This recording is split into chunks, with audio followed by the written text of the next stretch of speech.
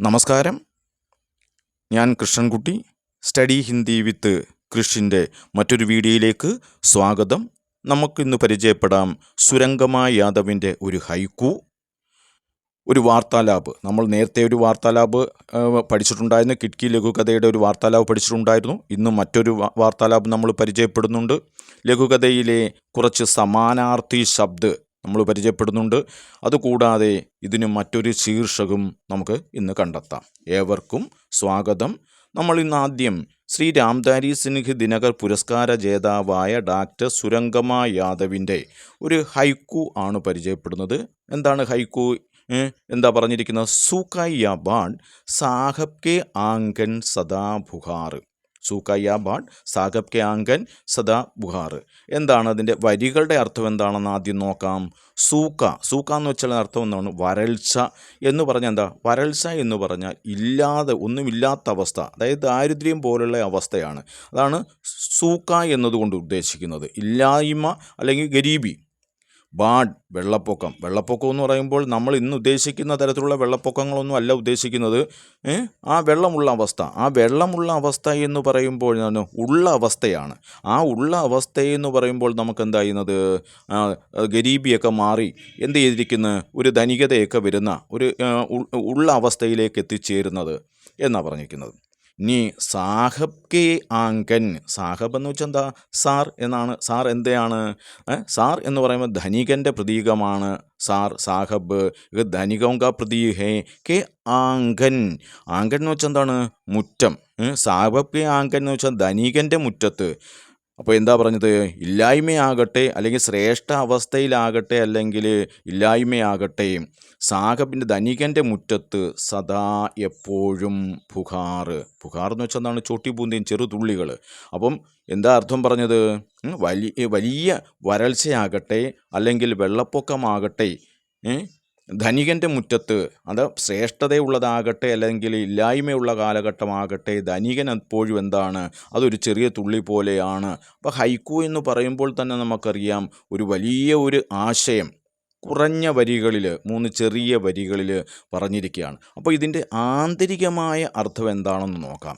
ഈ ഹൈക്കു എഴുതിയിരിക്കുന്നതെന്ന് പറയുന്നത് പശ്ചിം കെ അന്താനുകരൺ സെ. പശ്ചിമം എന്ന് വെച്ചാൽ പടിഞ്ഞാറൻ, പാശ്ചാത്യരെ അനുകരിച്ചുകൊണ്ട് ഉപജി ആധുനികതാക്കാ ദർദ്. പാശ്ചാത്യരുടെ അന്ധമായ അനുകരണത്തിൽ നിന്നും ഉപജി ഉടലെടുത്ത ആധുനികതയുടെ വേദനയാണ് ഈ ഹൈക്കു നമ്മളോട് പറയുന്നത്. മനസ്സിലായോ? പശ്ചിം കെ അന്താനുകരൺ സെ ഉപജി ആധുനികതാക്കാ ദർദ്. ആധുനികതയുടെ വേദനയാണ് ബയാൻ കർണേ വാലി, അങ്ങനെ വർണ്ണിക്കുന്ന, വിളിച്ചറിയിക്കുന്ന ഒരു ഹൈക്കു ആണ് ഏത്? സൂക്കായ ബാഡ് സാഹബ് കെ ആങ്കൻ സദാ ബുഹാർ എന്ന് പറയുന്നത്. നമ്മൾ പറയുമല്ലോ, ദരിദ്രൻ എന്നും ദരിദ്രൻ തന്നെയാണ്. അതായത് ഗരീബ് സദാ ഗരീബീമേ എന്ന് പറയും. അതാണ് എപ്പോഴും ദരിദ്രവർഗം എപ്പോഴും ദരിദ്രവർഗമായി തീരുന്നു. ഉള്ള ആളുകൾ അതിനനുസരണമായിട്ട് മുന്നോട്ട് കടന്നു പോകുന്നു. അപ്പം പൂഞ്ചിവാദം എന്ന് വെച്ചാൽ ക്യാപിറ്റലിസമാണ്, മുതലാളിത്തമാണ്.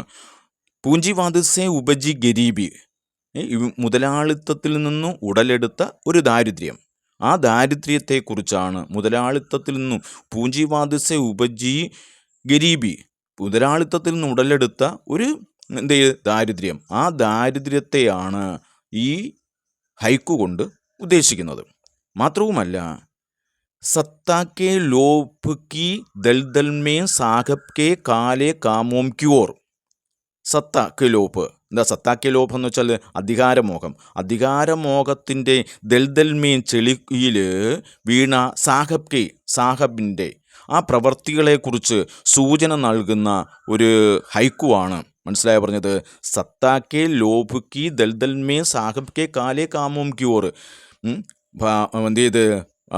അധികാരമോഹത്തിൻ്റെ ചെളിക്കുണ്ടിൽ വീണ ധനികൻ്റെ ഇരുണ്ട കാലേ കാമോം ക്യോർ പ്രവർത്തനങ്ങളെക്കുറിച്ച് പറയുന്ന ഒരു ഹൈക്കുവാണ് ഏതെന്ന് പറയുന്നത് സൂക്കായ ബാഡ് സാഹബ് കെ ആങ്കന്മേം സദാ ബുഹാർ എന്ന് പറയുന്നത്. അപ്പോൾ നമുക്കിതിനൊരു ആശയം കണ്ടെത്താം.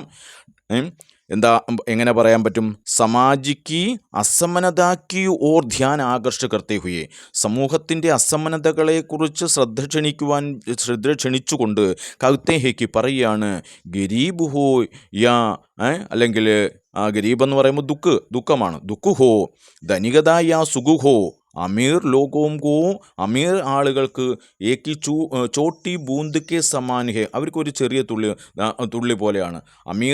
അമീർ ആകട്ടെ അല്ലെങ്കിൽ ദുഃഖമാകട്ടെ സുഖമാകട്ടെ, അമീർ ആളുകൾക്ക്, പണക്കാരുകൾക്ക്, ധനാഢ്യന്മാർക്ക് ഇതെന്താണ്? അവർക്ക് വെറും നിസാര കാര്യം പോലെയാണ്, അല്ലയോ? മതലബ് ഹേ ഉസ്കെ ജീവൻ, അവരുടെ ജീവിതം കൊയ്ഫി എന്ത് ചെയ്യിക്കുന്നുണ്ട്? അസനഹീം പടയുക, അവരുടെ ജീവിതത്തെ കൊയ്ഫി ഒരു തരത്തിലും എന്ത് ചെയ്യുന്നില്ല, ഇതൊന്നും അവരുടെ ജീവിതത്തെ സ്വാധീനിക്കുന്നതേ ഇല്ല എന്നാണ് സൂക്കയ്യ ബാഡ് സാഗബ് കെ ആങ്കന്മേം സദാ ബുഹാർ എന്ന് പറഞ്ഞാൽ അതിൻ്റെ അർത്ഥം. അടുത്തായിട്ട് കുറച്ച് സമാനാർത്ഥി ശബ്ദങ്ങളാണ് പറയുന്നത്. നിങ്ങൾ കുറച്ചൊക്കെ ടെസ്റ്റുകളിൽ വായിച്ചു പഠിച്ചിട്ടുണ്ട്. ദസ്തക് ദേന എന്ന് വെച്ചാൽ അനുഭവ് ഹോന എന്നാണ്. ബുലാവ ആയ, നിമന്ത്രൺ ആയ, നാരാസ് ഹോ, ക്രുദ്ധു ഹോ അല്ലെങ്കിൽ ഖുർദ് ഹോന അല്ലെങ്കിൽ ഗുസ ഹോന. പരേശാനി ഹോന എന്ന് വെച്ചാൽ മുസീബത്ത് ഹോന. മഷ്ഗൂൽ ഹോന, ലീൻ ഹോന. ഇസരാർ കർണ, ആഗ്രഹ് കർണ. ഇഷാര കർണ, സങ്കേത് കർണ. ആങ്കേം തരേർന, ക്രോധ് സെ ദേക്കിന. സുയി അട്കന എന്ന് പറഞ്ഞാൽ ധ്യാൻ കേന്ദ്രിത് കർണ എന്നാണ്. ഇനി നമുക്ക് ഈ ലഘുകഥയ്ക്ക് മറ്റൊരു ശീർഷകം, കഹാനി കേലി ഔർ ഏക് ശീർഷ സുജായേം ഉസ്കാ ഔചിത്യ ഭി ബതായേം എന്ന ചോദ്യമാണ്. അതിന് നമുക്ക് ഇഷ്ടമുള്ള, നമുക്ക് ഈ പാഠഭാഗം വായിച്ചിട്ട് നമുക്ക് കഥയ്ക്ക് അനുയോജ്യമായ ഏത് ശീർഷകം നമുക്ക് ഉൾപ്പെടുത്താവുന്നതാണ്. അപ്പോൾ സംഘർഷഭരി ജിന്ദഗി, സംഘർഷമായ ഒരു സംഘർഷമാണ് ജീവിതത്തിലെ അവസാന കാലങ്ങളിൽ ഒരു സംഘർഷം കാണുന്നുണ്ട്. ഒരു പ്ലാറ്റ്ഫോം കി സിന്ദഗി എന്ന് പറയാം. സിന്ദഗിക്ക് ചുനൗത്തി എന്ന് വെച്ചാൽ ജീവിതത്തിൻ്റെ വെല്ലുവിളികൾ. അപ്പോൾ ഇതുപോലെ ഏത് ശീർഷകം നമുക്ക് ഈ കഥയ്ക്ക് അനുയോജ്യമായിട്ട് പറയാൻ പറ്റുന്നതാണ്. ഈ സഭി ശീർഷക് ഇസ് കഹാനി കെ ലിയെ ഉചിത് ഹെ, ഈ എല്ലാ ശീർഷകങ്ങളും ഈ കഥയ്ക്ക് വളരെ ഉചിതമാണ്. ക്യോംകി ഡിബ്ബെ കെ അന്തർ സാമാൻ ബേച്ചനെ വാലി സഭി ഗരീബ് ലോകവും, ഇല്ലയോ? ഡിബ്ബയ്ക്കുള്ളിൽ സാധനം വിൽക്കുന്ന എല്ലാ പാവപ്പെട്ട ആളുകളുടെയും ജീവിതത്തിൻ്റെ കഠിനതകളും അവർ സിന്ദഗിക്ക് ദൈനിക ചുനൗത്തി, ജീവിതത്തിൻ്റെ ദൈനംദിന വെല്ലുവിളികളെക്കുറിച്ചും പറയുന്ന കഹാനിയാണ് ഏതെന്ന് പറയുന്നത് കിഡ്കി എന്ന് പറയുന്ന കഥ. അതുകൊണ്ട് തന്നെ നമുക്ക് സംഘർഷഭരി സിന്ദഗിയോ, പ്ലാറ്റ്ഫോം കി സിന്ദഗിന്നോ, സിന്ദഗിക്ക് ചുനൗത്തിന്നോ എന്നൊക്കെ നമുക്കിതിനൊരു ശീർഷകം കൊടുക്കാം. ഇനി മറ്റൊന്നെന്താണ്? സൂചന പടയും അവർ വാർത്താലാപ് ലിഖയും, സൂചന വായിച്ചു വാർത്താലാപ് ലിഖയും എഴുതാണ്. സാരാ സാമാൻ സെറ്റ് കർ, എല്ലാ സാധനങ്ങളും സെറ്റ് ചെയ്ത് വെച്ചിട്ട് മൈ ഓർ പത്നിക്ക് ബാത്റൂമിൽ മഷ്ഗൂൽ ഹോ ഗയി, ഞാനും ഭാര്യയും തമ്മിൽ എന്ത് ചെയ്ത് സംഭാഷണത്തിൽ മുഴുകി എന്ന് പറയുന്ന ആ ഭാഗം വായിച്ചിട്ട് അതിനനുസരിച്ച് പതി പത്നിക്ക് ബീച്ച് കാ ഏക്ക് വാർത്താലാപ്, ആരൊക്കെ തമ്മിൽ പതി പത്നിയും തമ്മിൽ നടക്കുന്ന ഒരു വാർത്താലാപ് എഴുതുക. അപ്പോൾ നമുക്കും എങ്ങനെ വേണമെങ്കിലും, കാര്യം നമ്മുടെ നമ്മളതിനെ എങ്ങനെയാണോ സമീപിക്കുന്നത്, ആ സമീപിക്കുന്നതിനനുസരണമായിട്ട് നിങ്ങൾക്ക് വാർത്താലാപ് തയ്യാറാക്കാവുന്നതേ ഉള്ളൂ. ഞാൻ ഇവിടെ മാതൃകയായിട്ടൊരു വാർത്താലാപ് പറയുന്നുണ്ട്, നോക്കാം നമുക്ക്. പതി പറയാം, ജൽദി ചടാവോ, പെട്ടെന്ന് കയറ്. ഗാഡി അഭി ചലേഗി, വണ്ടി ഇതായി ഉടനെ പോവും. അപ്പോൾ പത്നി പറയാം, ഹാം അതെ ധ്യാൻസെ, ശ്രദ്ധിച്ച്. അപ്പോൾ പതി, ദേക്കോ ടിക്കറ്റ് മീം, ടിക്കറ്റിലോട്ട് നോക്ക്. ഹമാരെ സീറ്റ് കഹാം ഹോഗി, നമ്മുടെ സീറ്റ് എവിടെയായിരിക്കും? ഇപ്പോൾ പത്നി പറയാണ്, കുച്ച് അന്തർ ജാവോ, കുറച്ച് ഉള്ളിലേക്ക് പോകൂ. ഇപ്പോൾ പതി, ദേക്ക, കണ്ടു, യഹ് ഹേ ഹമാര സീറ്റ്, ഇതാണ് നമ്മുടെ സീറ്റ്. അപ്പോൾ പത്നി പറയാം, സാരാ സാമാൻ ഊപ്പർ രഹോ, സാധനങ്ങളെല്ലാം മുകളിൽ വെക്ക്. ഇപ്പോൾ പതി, ബെഡി ഭീഡ് ഹേ, വലിയ തിരക്കാണ്. ബച്ചെ കഹാം ബൈട്ടെ, കുഞ്ഞുങ്ങൾ എവിടെയാണ് ഇരിക്കുന്നത്? ഇപ്പോൾ പത്നി, ഉസ് കിഡ്കി വാലി സീറ്റ് പർ, ദാണ്ടെ ആ കിഡ്കി വാലി സീറ്റിൻ്റെ അടുത്ത്, സീറ്റിൽ.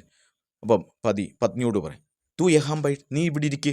അപ്പം പത്നി, ടിക്കറ്റ് ബുക്ക് സേ കൊയ് പരേശാൻ നഹി ഹുയി, ടിക്കറ്റ് ബുക്ക് ചെയ്തത് കൊണ്ട് പ്രശ്നങ്ങളൊന്നും ഉണ്ടായില്ല. അപ്പം പതി, ഹാം അതെ. കബ് ഹോഷിയാർപൂർ മീൻ ജായക, എപ്പോൾ ഹോഷിയാർപൂരിൽ എത്തിച്ചേരും? അപ്പോൾ പറയാണ്, ലഗ്ഭഗ് ഏകദേശം ഷാം 4 യാ 6 ബജെ കെ ബീച്ച്, ഏകദേശം എന്ത് ചെയ്യാണ്, 4 അല്ലെങ്കിൽ 6 മണിക്കുള്ളിൽ എത്തിച്ചേരും. പതി, ബച്ചോംസെ, കുട്ടികളോട്, അരേ മത് രോന, കൂട്ടുകാരെ, നിങ്ങൾക്ക് എൻ്റെ വീഡിയോ ഇഷ്ടപ്പെടുന്നുണ്ടെന്ന് ഞാൻ മനസ്സിലാക്കുന്നു. തീർച്ചയായും ലൈക്ക് ചെയ്യണം. നിങ്ങളുടെ പ്രോത്സാഹനവും നിങ്ങളുടെ കമൻറ്റുകളുമാണ് പുത്തൻ വീഡിയോകൾ ചെയ്യാനുള്ള ഞങ്ങളുടെ ഊർജം. അതുകൊണ്ട് എല്ലാവരും ലൈക്കും ഷെയറും ചെയ്യണം. മറ്റുള്ള കൂട്ടുകാർക്ക് ലിങ്ക് അയച്ചു കൊടുക്കണം. സബ്സ്ക്രൈബ് ചെയ്യണം. പുതിയ വീഡിയോകളുമായിട്ട് എത്തുന്നതുവരെ ഏവർക്കും നന്ദി, നമസ്കാരം.